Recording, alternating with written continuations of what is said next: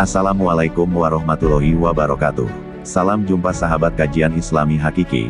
Pada kesempatan kali ini kita akan membahas seorang pahlawan Islam yang terkenal dan tidak terkalahkan. Dia adalah Khalid bin Walid. Siapakah sebenarnya Khalid bin Walid itu? Dia bernama lengkap Khalid bin Walid bin Mughirah bin Abdullah bin Umair bin Mahsum.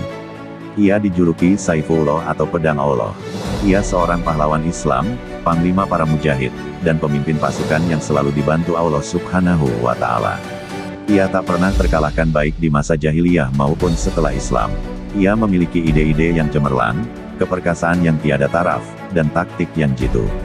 Ia termasuk salah seorang juru tulis Rasulullah Shallallahu Alaihi Wasallam. Gelarnya atau kunyahnya adalah Abu Sulaiman. Ayahnya bergelar Abdus Syams. Ia salah seorang hakim di kalangan bangsa Arab pada masa jahiliyah. Ia juga salah seorang pemimpin terkemuka suku Quraisy. Kekayaan yang dimilikinya sangat banyak, sampai seluruh suku Quraisy mesti berkumpul untuk membungkus Ka'bah dengan kiswah sementara ia cukup sendirian saja melakukannya. Ia termasuk orang yang mengharamkan khamr di masa jahiliyah.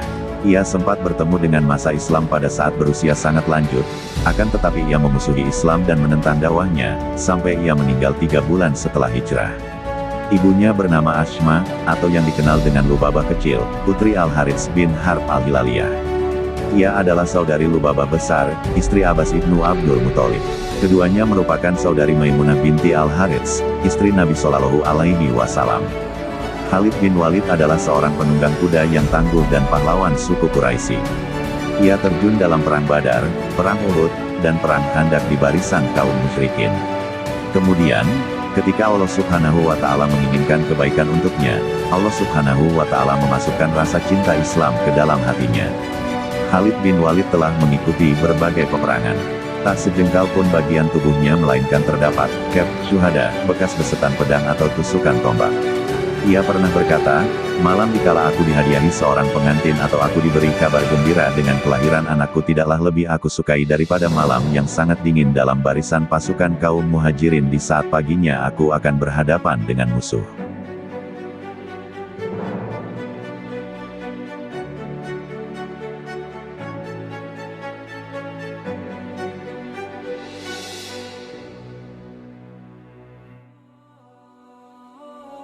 Inilah kisah awal mula Khalid bin Walid masuk Islam.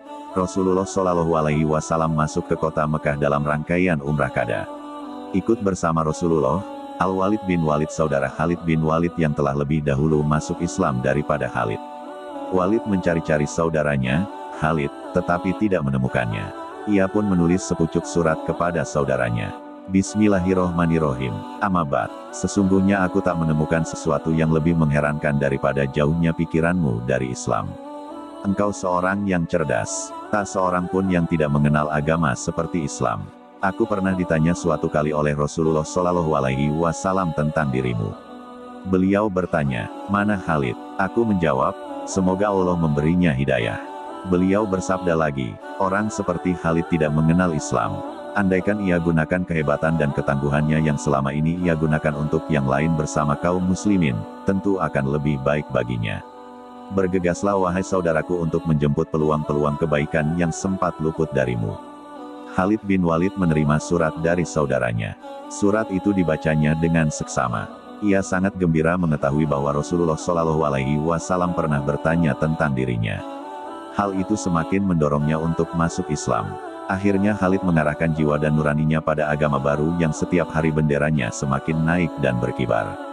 Cahaya keyakinan pun mulai berkilau di hatinya yang suci. Ia berkata dalam hatinya, demi Allah, sungguh jalan inilah yang kurus. Sesungguhnya dia, Muhammad memang benar-benar seorang Rasul. Sampai kapan? Demi Allah aku harus segera menemuinya untuk mengutarakan keislamanmu.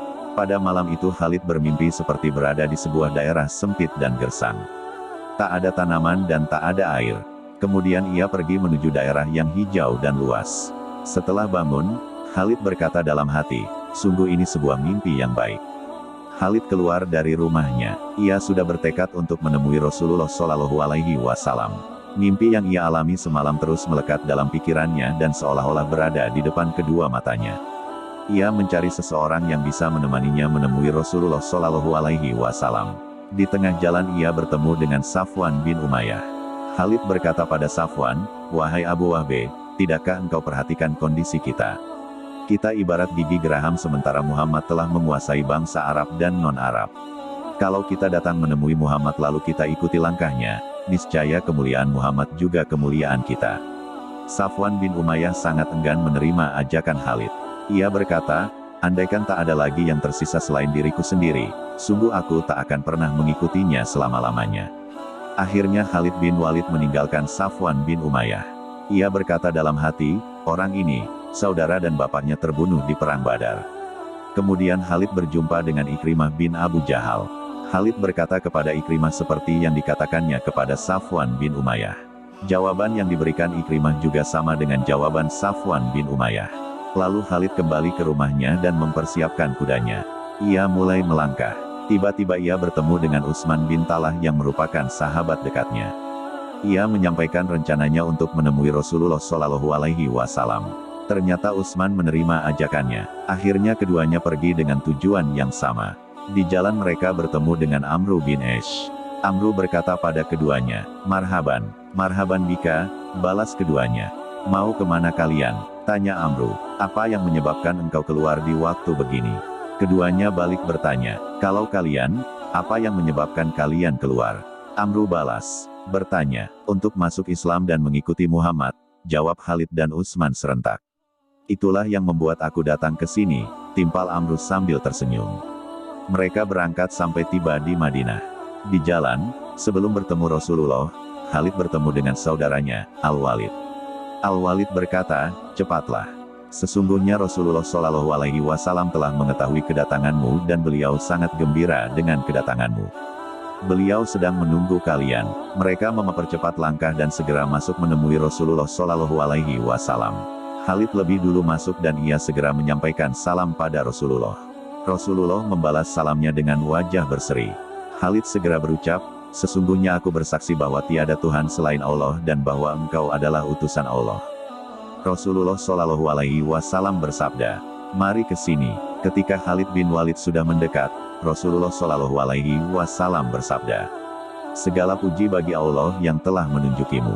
Aku memang sudah melihat kecerdasan dalam dirimu dan aku berharap semoga kecerdasan itu membawamu pada kebaikan." Setelah membayat Rasulullah Shallallahu Alaihi Wasallam, Khalid berkata, "Wahai Rasulullah, aku telah banyak berada pada posisi yang menentang kebenaran, maka berdoalah kepada Allah untuk mengampuniku." Rasulullah Shallallahu Alaihi Wasallam bersabda, "Islam akan menghapus segala dosa yang telah berlalu." Khalid melanjutkan, "Wahai Rasulullah, doakanlah aku." Rasulullah Shallallahu Alaihi Wasallam bersabda, "Ya Allah, ampunkanlah Khalid atas segala perbuatannya yang menghalangi manusia dari jalanmu." Kemudian Utsman bin Talah dan Amru ibnul Aish pun maju dan membayat Rasulullah Shallallahu Alaihi Wasallam. Sejak hari itu Rasulullah Shallallahu Alaihi Wasallam tak pernah memberi sesuatu pun kepada para sahabatnya lebih banyak dari yang diberikannya kepada Khalid bin Walid. Rasulullah Shallallahu Alaihi Wasallam pernah berpesan kepada sahabat-sahabat yang lain, "Jangan sakiti Khalid karena sesungguhnya ia adalah pedang di antara pedang-pedang Allah yang dia hunuskan pada orang-orang kafir." Khalid bin Walid telah masuk Islam. Ia membelakangi Tuhan-Tuhan nenek moyangnya dan seluruh bentuk pujaan kaumnya. Bersama Rasulullah Shallallahu Alaihi Wasallam dan kaum muslimin lainnya ia menyongsong dunia baru. Allah Subhanahu wa Ta'ala telah menakdirkannya berada di bawah panji Rasulullah dan kalimat tauhid. Pada saat pembebasan Mekah, Rasulullah Shallallahu Alaihi Wasallam memerintahkannya untuk masuk ke Mekah dari arah atas. Khalid dan orang-orang bersamanya masuk ke Mekah dari tempat yang diperintahkan oleh Rasulullah Shallallahu Alaihi Wasallam. Ternyata ia dihadang oleh beberapa orang kaum Quraisy. Di antara mereka ada Safwan bin Umayyah, Ikrimah bin Abu Jahal, dan Suhail bin Amru. Mereka menghalangi Khalid untuk masuk dan bahkan menghunus senjata serta melemparinya dengan ketapel. Khalid mengobarkan semangat sahabat-sahabatnya dan memerangi kaum Quraisy tersebut. Sebanyak 24 orang kaum Quraisy menemui ajal sementara 2 orang kaum muslimin menemui syahadah. Akhirnya Allah Subhanahu wa Ta'ala menyempurnakan pembebasan Mekah untuk Rasul-Nya dan segenap kaum muslimin. Itulah kisah Khalid bin Walid yang menggambarkan bahwa Allah akan mempermudah seseorang yang ingin bertaubat dan memeluk Islam secara kafah, asalkan orang tersebut berniat dengan sungguh-sungguh. Semoga kita selalu dapat memetik nilai-nilai hikmah dari kisah tersebut. Amin. Wassalamualaikum warahmatullahi wabarakatuh.